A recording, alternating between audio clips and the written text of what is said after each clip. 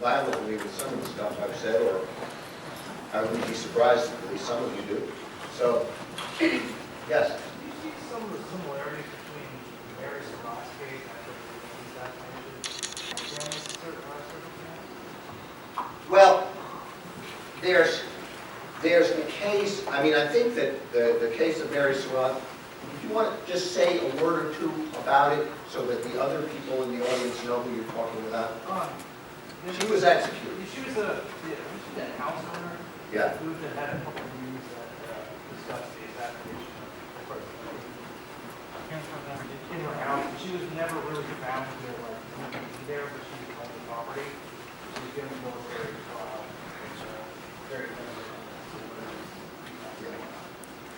Well, you know, what you have, the first similarity to point out is conspiracy, okay? What she was really tried for was conspiring with Booth to kill Lincoln. Now, there wasn't proof, but that was the way the question was framed. And in my parents' case, one of the first things to understand about my parents' case, even though it's often talked about as an espionage case or a treason case, is that my parents weren't charged with espionage or treason. They were charged with conspiracy to commit espionage. And conspiracy is only, what that means, two or more people got together and planned to take some illegal action and took one act in furtherance of their plan. So it becomes very easy or it should say, it becomes easier to convict someone of that. But of course, one of the problems with this kind of conspiracies that often take place in secret is how do you know who said what to whom? And so it comes down to a question of credibility, and I think that, so there's that similarity. The other similarity is the need to have a scapegoat. You know, the Soviet Union exploded an atomic bomb. The United States thought it had an atomic monopoly. All of a sudden, it didn't. People realized that we could destroy each other. And the government wanted to find people responsible, to blame. And they found my parents. And that, in the same way, the Lincoln assassination was a national trauma. And so they needed to blame people. Well, you know, Booth was already dead, so they had to find somebody else. So I think there's that similarity. My parents' trial wasn't military. There are also a lot of things that are not similar.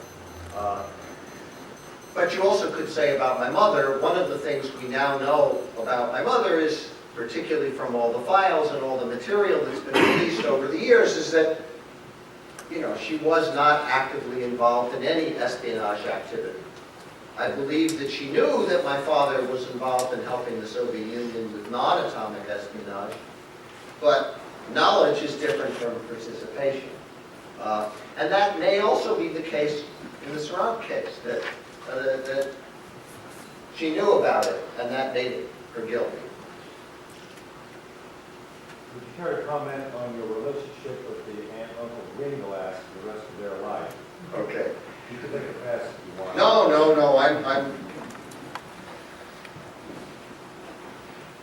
David Greenglass was asked on the TV program 60 Minutes 2 in December 2001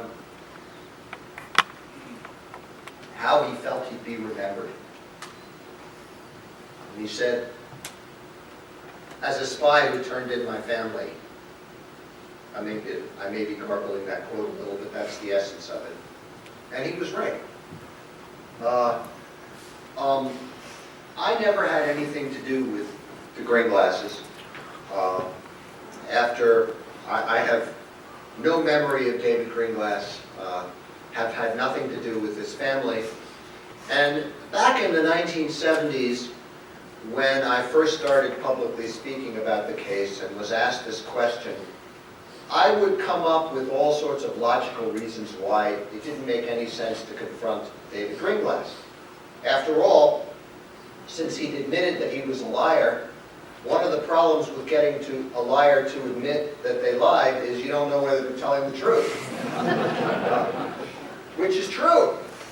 But I then realized that that was a rationalization.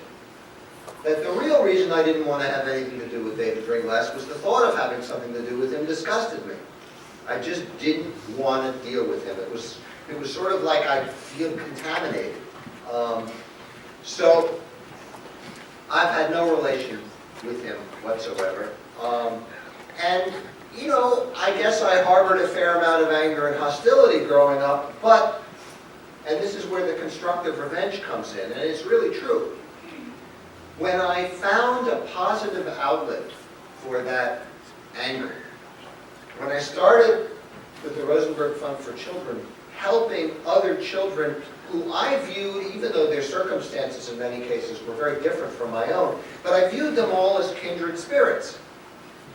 So to be able to devote your life and to make a living doing this is kind of a privilege. And I feel very lucky to have done that.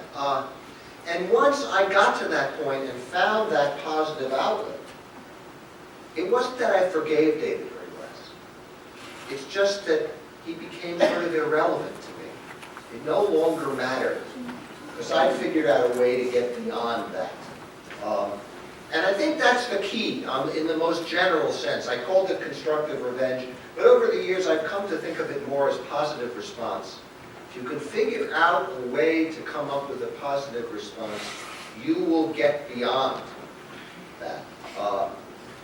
But it's not necessarily easy. And it's certainly, you know, I got the idea of the foundation in the middle of the night in 1989, you know, so it took me a long time. As I like to say, I didn't figure out what I wanted to do when I grew up until I was 43.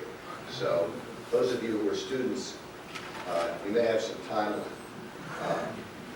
Okay.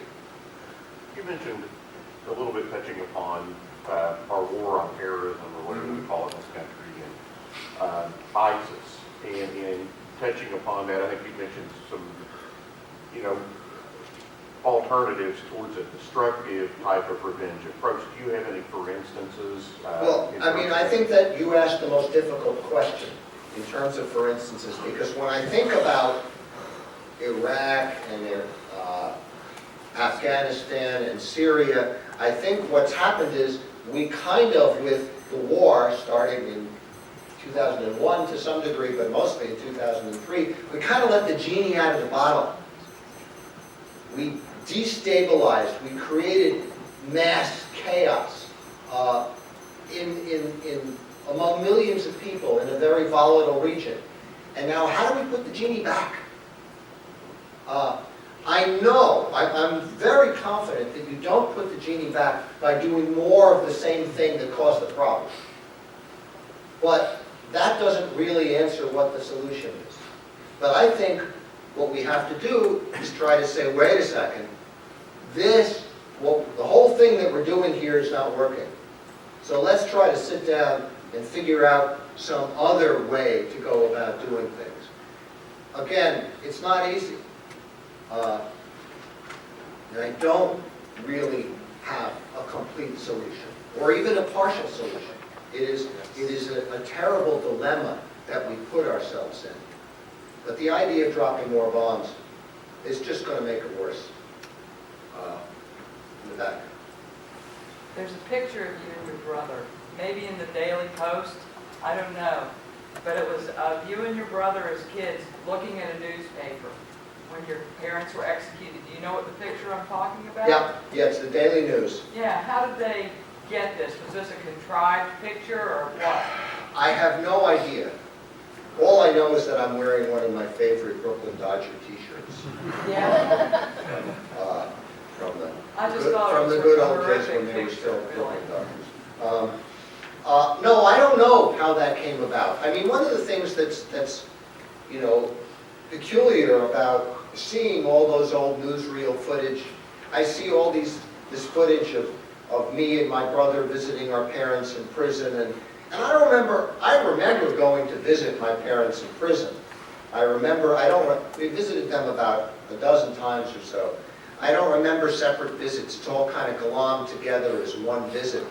And I don't remember specifics, and I certainly don't remember reporters taking pictures or anything like that. But it is weird to see yourself doing all these things and you have no memory of it at all. But, you know, I was very young. For me, my memory of that period is, you know, it's kind of like you're looking through binoculars and they're all out of focus, you know, and when I'm 3 years old, they're totally out of focus. It's all a blur. And then, you know, someone's turning those little dials. By the time I'm 6, I begin to have some clear images, but relatively few. I think it's probably different for each person how much of their early childhood they remember. I remember certainly a lot. Most of what I remember about being 4, 5, and 6 is my ordinary daily life, not, you know, the stuff around my parents' case. Because I think a kid that young doesn't really understand the world. What they understand is what's right in front of them. Yeah. Over the years, has your perspective of what your father either did or didn't do changed appreciably? Yes, it changed entirely. I grew up believing that my parents were totally and completely innocent. That the Greenglasses were caught because David Greenglass was a black marketeer stealing from the army and selling things, and that he had been a member of the Young Communist League, and he lied to get into our secret defense installations. And atomic scientists were sharing information across international boundaries, and the FBI let them get away with it, and so they wanted to cover their butts. And they went after the Greenglasses, and the Greenglasses were weak, and so they made up this stuff to blame my parents. It's more complicated than that. And that my parents were essentially executed because they wouldn't cooperate and they were communists. Well, you know, as the years went on and I learned more and more about the case, I read all the books that were pro my parents. I read the trial transcript, and the trial transcript the trial didn't look very fair to me, even as a teenager growing up. And so, by the time I was 20, I was absolutely convinced that they were totally and completely innocent. And when we went public, when I was, I guess, 73, and I was, at that point, 26, the thing that my brother and I would try to talk to the media about was that we were absolutely certain. I remember having discussions with reporters who would come to me and say, don't you have to admit the possibility that they were guilty? And I remember saying to one reporter, I believe in my parents' innocence as strongly as I believe that 1 and 1 equal 2. But, you know, it's also true that if you talk to some, you know, higher mathematicians, they will tell you that 1 and 1 don't always equal 2. I don't really understand that, but, so the next day, the reporter wrote, Rosenberg's son admits parents might have been guilty. So, what can you do? Then I went to law school. When I went to law school and looked at my parents' case through new legal eyes, I realized that all the information and investigation that we had done, we were involved in the Freedom of Information Act at that point. Stuff had been revealed. We showed that the trial was unfair. We showed that the judge communicated secretly with the prosecution. We showed that the government invented evidence. We showed that the prosecution witnesses contradicted themselves. We showed all of those things, and that demonstrated that my parents had been framed. But it's possible to frame guilty people. Okay? I mean, I think that's actually the O.J. Simpson case, in my mind, is a perfect example of that. The Los Angeles Police Department, which was thoroughly corrupt, invented evidence in order to make sure that they would convict, and a really smart defense team was able to demonstrate that the glove didn't fit. And so the jury was right because they created a reasonable doubt to acquit O.J. Simpson. But that didn't mean he was innocent. In the same with my parents' case, we had shown that they were framed, that the evidence necessary to support a conviction was manufactured. But did that prove them innocent? I realized it didn't. And that is when I entered what I called my agnostic phase. And in fact, if you read my book, which was written in 2003, I'm still in my agnostic phase then. If you get to the end of the book, and I hope you do, you'll discover that in writing a memoir and trying to consider the possibility, admitting the possibility of my parents' lack of complete innocence, I had to consider, well, okay, for argument's sake, what if I accept that my father was involved? Not atomic espionage, I was confident of that, but some other espionage, military-industrial espionage. And once I consider that a possibility, I have to say, well, how do I feel about that? So I dealt with it then, and that ended up helping me quite a bit, because in 2008, when my parents' co-defendant, Morton Sobel, who was losing his mind, becoming senile in his 90s, but still was not inventing things out of nothing, said, yeah, Julius and I really did help the Soviet Union. Had to do with electronics, it had to do with aviation. It wasn't the secret of the atomic bomb, but we were doing that. We were trying to help them defeat the Nazis. And since I'd already considered that seriously, it made it much easier for me to deal with it. More recently, when the latest book by Walter Schneer came out that showed that the Gringlasses really were much more active spies than I ever believed, and that an analysis of the KGB files and the American files indicated that my father had actually been suspended from active espionage activities before the Gringlasses did what they did, I came to realize that rather than the Gringlasses inventing stuff out of nothing in order to save themselves, they saved themselves by pinning what they did on my parents. So that was a shock. And it's really shocking to be one of the world's greatest experts on the Rosenberg case and to have studied it for 4 decades and to have had people come to me and give me information that they wouldn't have given other people because I'm my parents' son, and then still have a new piece of information plopped on your desk or presented to you that makes you realize that in some significant way you were wrong. It's a very humbling experience.